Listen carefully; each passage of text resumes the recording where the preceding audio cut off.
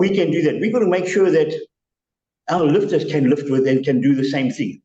Because this way, we know Martin and I can put this all behind us, but can our lifters do it? What up, folks? It's your boy Ed here. Team STS is going to the World Champs, but we need your help to get there. So please donate what you can to our Back a Buddy campaign. The link is going to be in the description down below. We have 5 athletes who've qualified. Some of them are world record holders already. So help us get to the World Champs and claim back a couple world titles for SA. On with the show.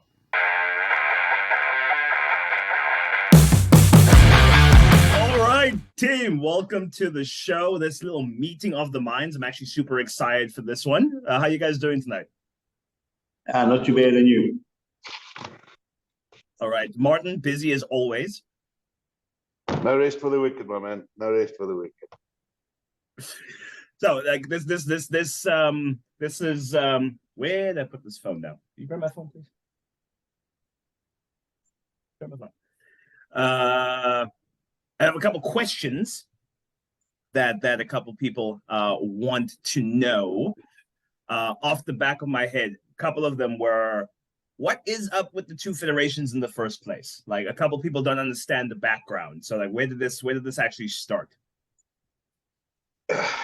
You know what? It's in my mind, like, Zane will probably have a similar kind of viewpoint on it. In my mind, you had way too many individuals that wanted to do way too many different things.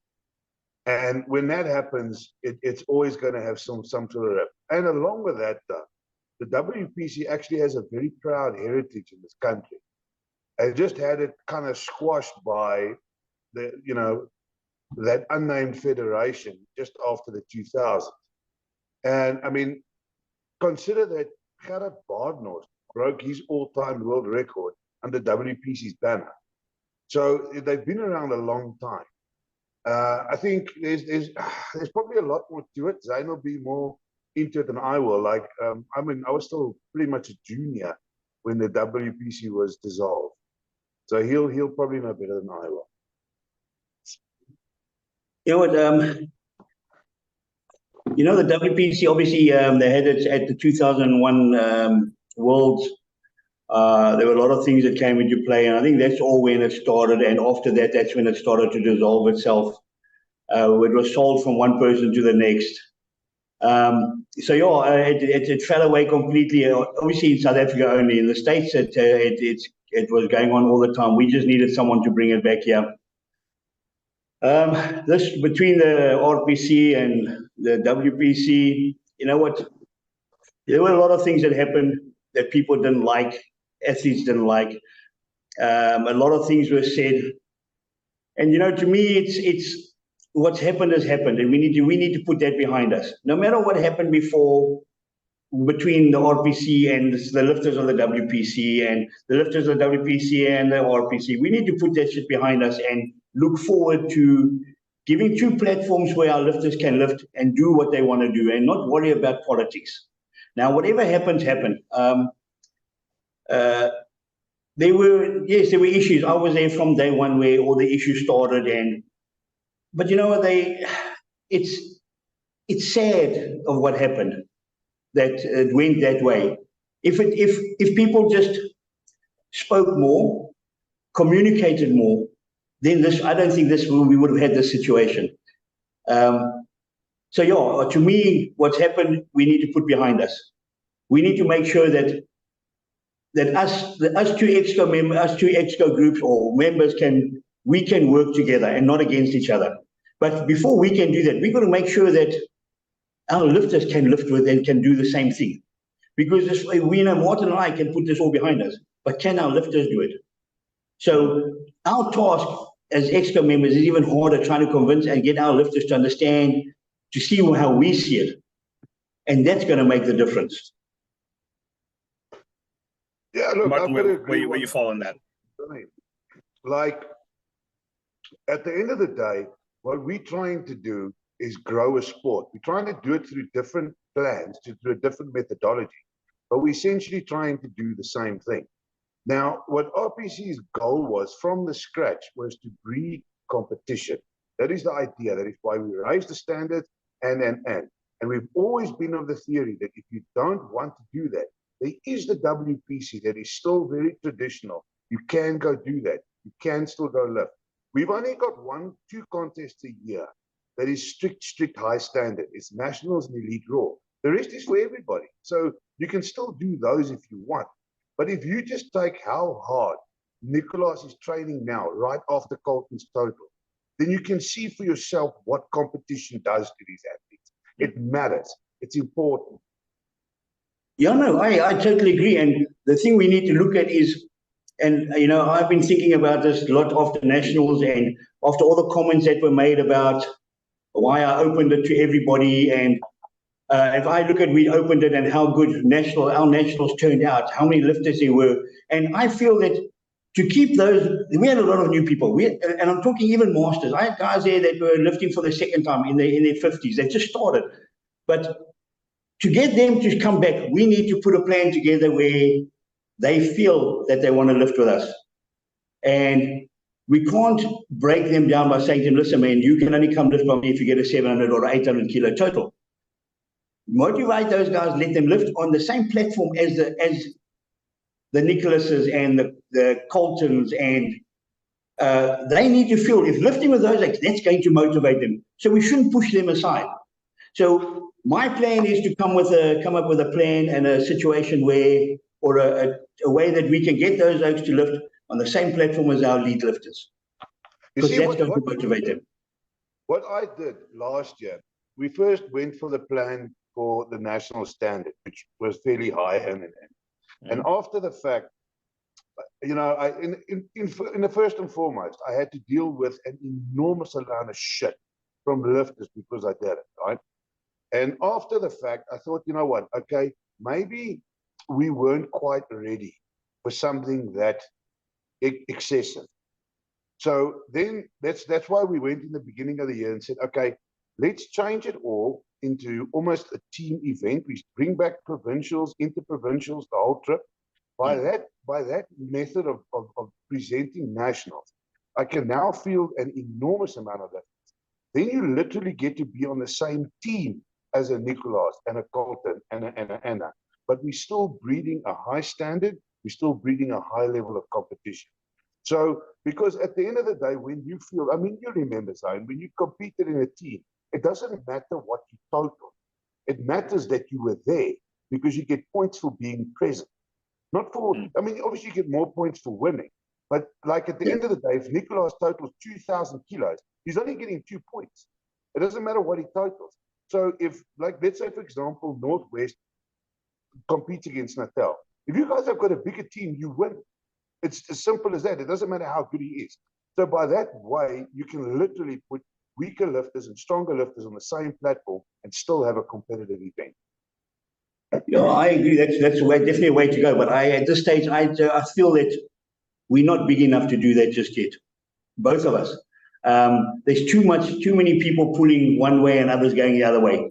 So if we can get that if we can get the RPC and the WPC, or the WPC or even the RPC can get their athletes to do that, that's the way we need to go. Because I also feel provincial way again, having your provincial bringing their top 10 or top 15 guys, compete against all together under one roof at a nationals to choose a team to go over to go overseas, wherever they're going to lift. That is what's going to bring the standard of lifting back into our country, and that's how we're going to bring more lifters in. So yeah, we've got a hard task, and I believe we've got a hard task. You know, Martin, like I said, we can end this between you and I. We spoke about it the other day. As far as I'm concerned, the food between RPC and WPC needs to end. It has to. We need to open it that our lifters can lift where they want to. But we've got to convince our lifters, because there's a lot of lifters that are unhappy. If we carry on in this fashion, we're going to absolutely fuck up the sport. No, for sure. No, for sure. That's why I'm saying. We're not the stage where we've got 10,000 lifters and we can say, you know what, you keep your 5,000 and I'll keep my 5,000. It doesn't work that way. So at the end of the day, you've got to do something. And then, unlike being too small or whatever, I agree, we are very small. But the only thing that happens if I don't try is nothing. Yeah. If I no, for sure. It doesn't matter if 5 oaks pitch up. At least we keep trying. And that is what I keep trying to tell these oaks that think I'm the biggest dick in the world. It's not that I'm being a dick or being otherwise or whatever. I'm trying to make a sport bigger for you, not for me. My time is past. I'm not going to make big totals and big numbers anymore. I mean, we relics. We absolute fucking relics. We compete for our health and for the fuck of it. And just spank a couple of youngsters every now and again. But we're not going to make big numbers no more. I want to leave behind the legacy. And I mean, you'll remember the Peter de Waals and the Neville Primmicks and the Jan Ferreiras of way back when. Those were really strong guys. Like South Africa, a hell of a culture of powerlifting. And for some reason, with some stupid, petty fucking politics, we're at a point where we're not growing anywhere. We're just growing, we're expanding sideways, which is absolutely pointless. No, that's for sure. I agree. But you know, we've got to convince our lifters that we've been true towards the RPC and the RPC has been true towards us, and we've got to put this aside. It's like I said the other day, to me, it's wherever it suits our lifters' pockets, that's where they must go lift. I don't want to travel to Joburg, have to pay 10,000 Rand to come to a qualifier, and he's from Cape Town, then he has to travel up here to do nationals again too. He must be able to do it wherever there's a competition. They must be able to lift and enjoy it and qualify there and go to whichever nationals they want to. And of course, I know that, and that's my way, or that's the way I want the WPC to go now. You know, we just had our Exco meeting and putting a few things into place that's going to benefit all of us. And one of them is that I want us to, they must know that they can lift wherever they want to lift. I'm not going to hold them to say that they have to lift at the WPC. It's not going to happen. If they want to lift with the RPC, they're more than welcome to go lift with the RPC. I just want those to go lift, have fun, and enjoy it. And we, if they want to come to our nationals, or go to your nationals, wherever it suits their pocket, that's what must be done. I'm too old to go and fucking put up big totals anymore. I'm not going to. I'm doing it for the love of the sport. Just like you, we want to leave a legacy behind. I want to carry on with the legacy of Ian Morris, that he wanted the sport to grow and it must get bigger, and we must go the provincial way and make the sport get bigger for our lifters, not for us. The thing is, like, there is so much science behind it. Strength training is good for you. So but the way we're carrying on, it doesn't look attractive, because instead of going and focusing on trying to make something better or bigger, bickering like a bunch of fucking schoolgirls. So I went and, like, my athletes understand very well that you support powerlifting. In your privacy, you can have any opinion you want. I don't give a shit. You're an adult. But there where the world can see you will do as I see fit. Because at the end of the day, I coach that team, and it comes back to me. That is why I phoned you on that day and said, okay, for whatever the lad did, that's my responsibility. And I carry that fully, because he should have known better. Like, at the end of the day, one thing is not here nor there. If ARC has a public chat group, you got to expect negativity. But there is a right and a wrong way to address it. There's a right way to for sure. There is that. So from my side, I feel the only way to bridge the gap, the only way to get it done, is to lead by example. And my athletes will take that. They will lead by example. We have, from day one, Johan Steenkamp has never had an issue to ask me for anything to borrow for one of these comps. Never had a problem. Come to my house, come pick up a scale, come pick up whatever you need. I don't mind. My lifters go, even at his comp, offered to help out, offered to help spot the load. We don't have issues.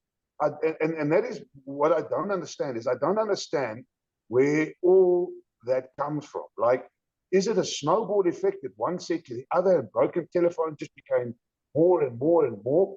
Or is it just like a case of we just not backing down? Fuck it. But at some point, we got to go, you know what, this is enough.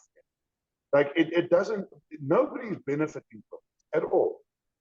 I think what tends to happen is, as soon as you have a sort of divide, even if the divide is arbitrary, it's humans have this need to be like, okay, it's my team versus your team. I do things here, and now you're automatically the enemy because you're not doing things here. I've seen that in a couple of the chat. As soon as I said this conversation was happening, a couple of people DM me like, oh, I've been wanting this to happen, blah, blah, blah. I'm on, and they don't say it in so many words, but you can see like, oh, I lift with this federation, or I lift with that federation.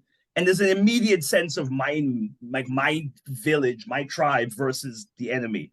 And I feel like I've never wanted to see it like that, because I've always seen it as because I'm of the mindset that, you know, powerlifting doesn't pay any of us. Like, powerlifting does not pay any of our bills. So I'm like, to me, I'm here because I love the sport. I'm here because I love doing it. I love seeing other people do well in it. So I'm like, whether you're doing it at IPF or WPC or RPC, listen, if you're doing well, I'm freaking happy for you. It's amazing. And even though it does dilute the competition a little bit, the advantage is we do get to try multiple different styles of growing the sport simultaneously. And if we could coordinate that strategy a little bit more coherently between the three of us, that actually could have a positive benefit moving forward. The thing is, Edgar, I've never had a dispute about it, because from the get-go, from where my decision-making comes from, with the things that I want to do, I've never been at odds of what WPC wants to do. WPC grows the sport by making it attractive for new lifters. The first thing that anybody that's ever coached any lifter will tell you is your lifter doesn't want to go to a contest if he thinks he can lose. And the sad part of it is, you're a new lifter. You're supposed to lose. That's your role. Get in your lane. We've been around a while. You're losing today. But the nice thing about where the WPC is, by staying traditional, is there's so many classes that these younger lifters can do it. They can go, they can compete, and they can feel like they've achieved something. Fantastic. I'm happy for that. But what I also have to do, and we've discussed it before, is I have to allow for elite level lifters to compete against each other as well. It keeps them hungry. It's pointless that I've got one elite lifter pitching up with 30 guys that are intermediate or not nearly good enough. He's going to win best lifter. He's won best lifter by showing up. So immediately in his mind, or her mind, is, why did I work this hard? What was the point? So then eventually what these elite lifters do is they just purely compete with open powerlifting. Now it's no fun anymore. It's fun to go to a comp and say, you know what, I want to beat this guy today. Now think about it. Yeah. We have now had 3 lifters total 1,000 kilos. You know how hungry these 3 are to keep away from each other. Like, the one's going to outdo the other one. Competition breeds success amongst elite lifters, because not all of the lifters that compete as newbie lifters are going to keep doing it. Like Zane will tell you, over many, many years, I've seen a fuck ton of juniors start, and not a tenth of them are seniors or master lifters. Okay, let's face it, they don't stick around all that long. So my brain from day one was, these guys are taken care of by pure definition of the WPC doing what they do. So I don't have to break my head about it, because as where this discussion starts from the beginning, I don't care about politics. I care that people are actually lifting. Okay, my focus with my team is not so much to see how many lifters I can have. My focus with my team is to create champions. Arnold, from scratch, that guy had a 140 kilo, very horrible squat, is heading his way to a 10 times body weight total under my banner. Jay Duncan, come on, the totals and stuff speak for themselves. The improvement all my lifters have made over comp is ridiculous. And that is what I want to do, is I want to create these kind of mentality and champion kind of mindsets where these guys want to compete against other lifters that are as good as them or better. Okay, and that is where my focus is. It's been on everything that I do at RPC, because simply WPC accommodates me to do that. So why in the world would I hate that federation? It makes absolutely no sense to do so, because they feel what I don't have to do.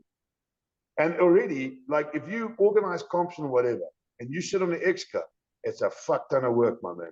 And it's a very, very thankless job. I don't want to lie to you. So for me, that I can shift that emphasis off what I want to do, absolutely fantastic. What I want is, I want lifters to see it the same way. That's it. Yeah. That's all I want. Well, you know, that's how I said to you. That's why I said to you, you know, whatever happened in the beginning between RPC and the WPC, we need to put behind us and look forward. That's the only way the sport is going to grow. And I agree with you. You want to set a platform where your lifters can lift and elite. That's why you created Elite Raw, for the best of the best to compete. So yes, if they are from the WPC, the RPC, wherever they're from, they need to compete together, and we need to all help to make that work at the end of the day. So we both trying to create platforms where our lifters can get better and enjoy what they're doing, and then to have an elite draw throughout the year. It's great. I enjoy elite draw. I think but then it must be the best of the best, because to me that is it. Those three guys are a total over 1,000. They want to see who's the best out of all of them. Of course, And they want to fight, and that's what makes the sport so good. And bringing them into it and letting guys lift on the platforms with them, that is also going to grow the sport, and that's what we need to look at. This politics shit, I agree with you, Martin. Politics is bullshit. It needs to stay out of the sport. That's as easy as. The thing is with elite draw, when it comes to the athletes, and I actually had a discussion with Carlton about it on a private Instagram. These things cannot happen. These things cannot happen if you, as the elite lifters, don't support. It's very fucking simple. If you host a comp and the elite lifter put it on their feed, you've got maybe, let's call it 1,000 followers. I don't know. A guy like Nicholas or Carlton has got 5,000, 10,000 followers. That's more exposure for a very small comp that you are hosting than you and I can do together. Yeah. For me, it matters that the elite lifters, I will happily spend 50 grand hosting an elite draw. Happily do it. If on the flip side, an elite athletes promote every single comp that the powerlifting world in this country has to offer. They all matter. These elite lifters are followed, they are idolized. People care a lot more about them than they care about my fucking opinion. Let's be honest. Like we two old farts that just talk a lot of shit on the internet. Yeah. These guys are putting up numbers. So people are following these guys. It matters. It matters. No, it definitely does. And that's why we need to, if we want to make this work, we're going to have to work together. And our athletes are going to have to see that we're working together to make it better for all of them. Otherwise, we're going to be fighting against thunder. It's easy as, I mean, it's easy as. We either do it together, or we just sit back and watch the sport explode on Yeah, and you know what? And it's not you and I, because there's no way I'm going to sit back and watch the sport get destroyed because of. No, fuck. You know what? It's you know, I coach a few people. I'm not like you guys. I'm not into it because I've got my own business and that to run. But I coach, and I'm not here to make money out of the sport. We don't make money. Like I said, there's no one pays us for this. So at the end of the day, we're doing this because we love it. And if we can do it, I'm sure others will follow too. It's going to take time. It's not just going to fall into place overnight. It's not. Of course not. It's going to take us time to get to where we should be. And as long as us guys are willing to work at it, I'm sure the rest will follow. We've got to let bygones be bygones, and we've got to put our heads together and make it easier for our lifters to lift. The thing is, you know, and it, you know what, Zane, it is such a simple thing. It's as easy as saying, you know what, let's have a training camp. We'll invite Edgar and this coach and that coach from the WPC, along with myself and whoever coaches other RPC lifters. Let's have a training camp. Let's just do that. We don't even have to compete. It's easy as we take a couple of weights, a couple of platforms, and have a really fucking nice day out. Some extreme lifting, get some bragging rights on the platform. We did the most reps with 220. Who benches like a girl? Let's put this on Instagram. It's all good fun. Let's have some fun. It's a simple thing. It's such a simple thing. But it like at the end of the day, like you say, Zane, I mean, me, I am over it. I'm over this infighting. I really, really, really want the sport to be something special. We had fantastic athletes in the past. I mean, we had athletes back in the day where, what was it? That would be 2, 3, 4, 5 lifters under 90 kilos, totaling over 800 at nationals. I mean, that's insane. That's insane. So where did that go to? It went away because everybody's just fighting amongst each other. Like Elite Raw, I should actually show you the invite list. We even invited lifters from the IPF. They obviously declined because we use a lot more creatine than they. But, but they were all invited. Every single one of them. If you were good enough, you were invited. It was up to you to decide if you're going to go or not. And if you don't go, I mean, I can't at the end of the day say, look, I'm not going to host a comp for these 6 oaks because these 2 don't want to go. It's not fair.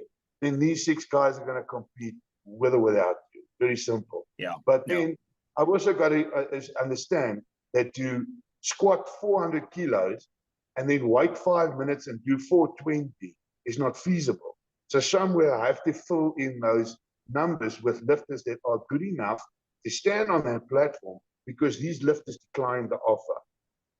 Do you see how this? At the end of the day, yeah, I want the best there. I invited all the best. It's up to them to say yes or no. And if they say no, I have to make another plan, because somewhere along the line, I have to accommodate these guys. And nobody is squatting 400 kilos within 5 minutes of each day. It's not happening. Yeah. And then expecting to deadlift heavy too. I can't expect that. On a related tangent, there's a couple of questions we got that I want to pose to you guys. One that we haven't answered already. So, okay, what are the chances of RPC and WPC hosting a joint nationals or a joint competition where everyone lives in their own federation and then somehow meets together in maybe not so much a full elite raw competition, but something like the above average to elite? The only thing that we have to do is WPC works with 3-meter knee wraps and RPC with 2.5. So it gives the WPC squatters a bit of an advantage. But saying that, I'm all open for it. I mean, there can always be a compromise. What I would do in a case like that is I would then switch referees, and that it's completely unbiased, if that makes sense. So you can host a comp. There's nothing wrong with the idea. Like myself and Dan actually suggested it probably about 2 years ago. We actually suggested it at a WPC Nationals, and we never really forced the issue. And it was actually a pretty good idea. So I've got no problem with it, because at the end of the day, we'll end up unifying a lot of lifters over a really, really big weekend. Like if we could do that Nationals like we did last year at Emerald Casino with Africa's Strongest Man and the bodybuilding, and turn it into our own African Arnold. I mean, that would have been insane. That would have been insane. There was like 500 bodybuilders there. There was strongmen over 2 days. It would have been awesome having powerlifting, quality lifting over 2-3 days at a casino that was pretty much given to us. Why not? That would be fun. That would be fun. Zane, your thoughts? See, maybe in the future there can be something like that, where they obviously we are obviously as on WPC before we can compete like that. Our events are all sanctioned by the WPC, and the RPCs are done by the GPC. We've got to get permission from both federations for them to allow us to do something like that. Unless we just take out, there's no names, you see, but then you're losing the whole aspect of WPC and RPC. You see, we are sanctioned by the Americans, so our events are all sanctioned by them. So we've got to get permission from them to see if we can compete against another federation. We can invite them in because then they're lifting under the RPC rules, the WPC rules. Obviously, there's a lot of our rules that are the same as them, and there are some that differ. Like for the monolith, for example, we're allowed to walk out and move our feet on that RPC. You're not. We're allowed to lift our heads. They're not. So there's a lot of things like that that have got to come into consideration before we can just say, yes, let's do it, let's do that. Oh, yeah, and like you said, the knee wraps were different. Yeah, that's right. At the end of the day, you can, but you have to turn it into an unofficial comp. That's exactly what I'm saying. Yeah. And it'll be a bragging rights comp. Yeah, and you can do, we can host to get you, then anybody can host a comp and just say it's open to everyone, let's see who comes to lift. At the moment, like I said, our events are sanctioned and we've got to stick to those rules. This is exactly the problem we had with the Arnolds. The Arnolds got their rules. They were trying to tell us we're not allowed to do a 24-hour weigh-in anymore because they're trying to get their bodybuilders away from a 24-hour weigh-in before they prep because of all the IVs and that they get left these legs go through and shit. So they're trying to get it. So they were trying to change us exactly the same. And we can't do that. We sanction it when we've got to run to our rules. So we had big problems with the Arnolds leading up to this, trying to get to them to say, we have to weigh in 24 hours in advance. We can't. So there's a lot of things that are coming to play. So maybe one day we can do that, but we've got to make sure that our federation and with their federation are going to allow it. Yeah, look, like I said from the get-go, you don't necessarily have to do a comp. I mean, that would be the ultimate goal, obviously. But you could still do just a basic training clinic with a couple of guys from both federations. Just kind of do the same thing a bit. Like, there's nothing preventing that. There's no laws or whatever that prevent that. And at the end of the day, a squat's a squat, a bench is a bench, and a deadlift is a deadlift. Doesn't matter what. You know what? I agree with you. We can do that. So what we can do is we've got on the UFC probably got an athletes group too. We've got an athletes group. How many lifters? We've got about 180, 190 lifters on this thing, maybe more. I'll put a vote out, or not a vote, just put a request out on there and ask them how many of them are keen to do that. And let's see what response we get from them. And if they're keen, then by all means. If it's a non-sanctioned event, then if they want to lift, then we get together, we host, and we let them come and do it. But we have to see what the athletes say about it first. I think you kind of like raise money for gender-based violence or something. You do something like that. Yeah. Because what would be really easy, and like I think everyone would be keen on, is just like have a 3-day clinic. Listen, we're benching on the Friday. I mean, we're squatting on the Friday. We're benching on the Saturday. We're deadlifting on the Sunday. The best lifters in the country are going in the same room, training together. I can imagine there's quite a considerable amount of serious lifters who would be like, listen, like be able to train with some of the most elite lifters in the country, with some of the most elite coaches in the same room. That would be amazing. That I agree with you, and I think that will motivate a lot more lifters than we think it will, and it will bring a lot more lifters back into the sport. Of course, you're doing it on an almost public field where with powerlifting comps, it's a niche group. It's usually just friends and family that they're anyway. So the moment you open it up, where you for example, you at a Virgin Active. There's 15,000 oaks that walk through there during the day that have never even seen powerlifting. Like, never even heard of it. Like, if you had to walk to your neighbor and ask him, do you know who Dan Bell is? He's going to look at you like you're retarded. Like, powerlifting is a very small sport. So the more exposure you can get. Like, last year, for example, we hosted a comp at a Swartkops Raceway while they were doing a massive track day. Like, it was motorbikes and fast cars and whatever. And I thought, you know what, that, along with the extremity of powerlifting, would be awesome.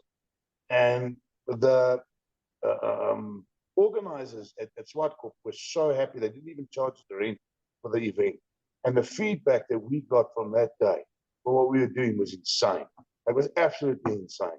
So you definitely could do something like it and have a lot of fun with it without, even stepping on the toes of the rules. Yeah, I know for sure. No, that's what I said. If for us to do something like that, we've got to show that we can work together, get them to work together. Then the playing fields are so level. We can grow the sport and make it so big that it's exactly what our lifters, exactly what this country needs to get us back to where we should be. Because I agree, we've got some incredible lifters. We've got some up and coming lifters. We've got some masters that are top class, that can walk into awards and win it too. And we've got more masters in our sport at the moment than we have anybody else. And we're phasing out. Yeah, we're phasing out now. We're falling apart. We need to get the younger guys in. So we've got to do everything we can to keep our youngsters interested in the sport. Otherwise, we're going nowhere. Easy as agreed. And totally agree. I feel too that our lady lifters are the ones that are also going to grow the sport, because we've got some incredibly strong ladies. And that's why we need to encourage them to come and lift as well, and not just make it about our top 3 men. Because those actually, those 3 guys in a group of their own. They are incredible. Yeah. But you know what? If you take it on their heels is a lady. Exactly, but just take Edgar, for example. What Edgar did at Nationals, he's not that far off. No. So he's motivated. Then there were guys that watching Edgar motivated. So yes, those are all bringing those. And you know what? We watched 2 ladies in our nationals, 2 juniors. Edgar's what's her name? Nicole and Shanae. Watching those 2 at our national was absolutely incredible to watch.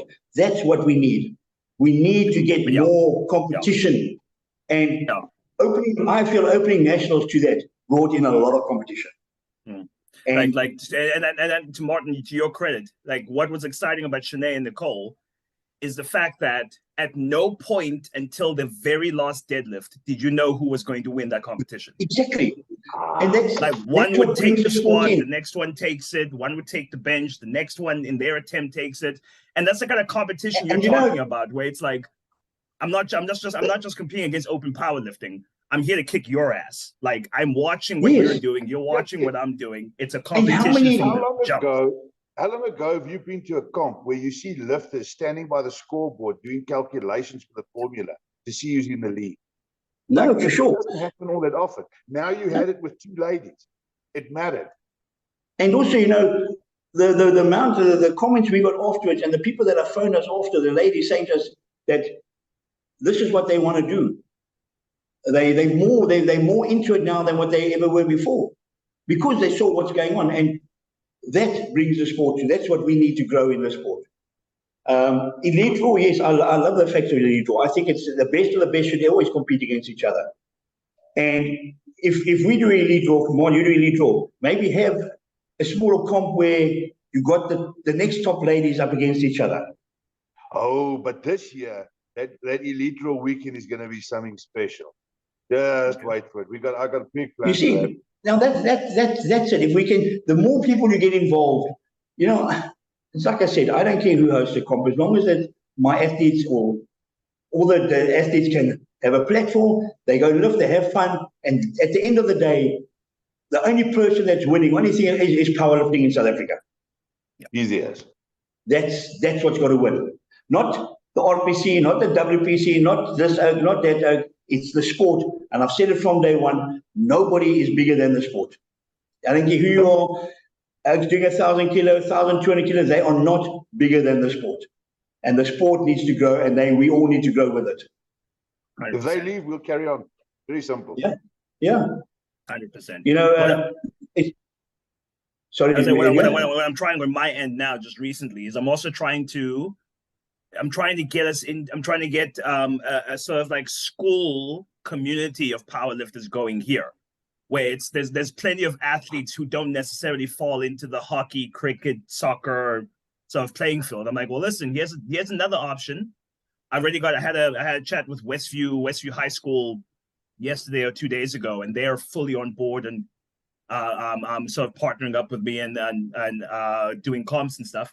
So I'm like, if we can get into a couple schools and like build from the very ground up in a way where I feel like what a lot of the problems with most teenagers and juniors coming into the sport is they tend to burn themselves out with like trying too soon to chase what the elite level lifters are doing. So if you can get under good guidance from day one, I think we can get to a point where you can get people starting at like 17, 18, 19 and staying until they're in their 30s and 40s. You know, I've been busy with that for quite a while now. I'm actually busy with the universities. And I'm actually meeting them on Tuesday again, because I got together what we're going to call the Varsity Cup, where I'm going to get all the universities to get a powerlifting team together, and they're going to compete against each other. Because I've had, obviously, our comp last year. I've got some of those lifters that were actually our spotters and loaders that are now lifters. He was a spotter and loader, and from not being able to lift a bar to deadlifting 215 kilos at a 75 kilo body weight. That's impressive. So my goal is to get, and my idea is to get the universities together. The Americans have a Varsity Cup. It does brilliantly there. Now I've really got the university here involved in it, and I know with my son being in Stellenbosch, I can get here. We're going to start there. So he's already lifting there, and a lot of people are already coming up to him and wanting to come over to powerlifting. So for me, growing the sport in the schools, in universities is where we need to look at. I've also said to guys now too in our meeting the weekend that we need to start hosting more gym club competitions at Virgin Active, at Health Fitness, get those on the level, let them see what it's about, and we're going to attract a lot of lifters. And to me, it's not about where they go and lift. I just want them to lift and enjoy the sport like we do. Of course, yes, of course, yes. And I got to tell you, Zane, your outlook with universities is probably better than looking at school. The big problem with the youngsters at school is the moment they finish school and they discover that there's women and parties and all sorts of stuff out there, they lose interest in the sport quite quickly. No, for sure. At the end of university, they kind of discover it again. So I think your target is actually quite a clever one. Yeah, so that's mine for the next probably like I said, I'm meeting with them now on Tuesday.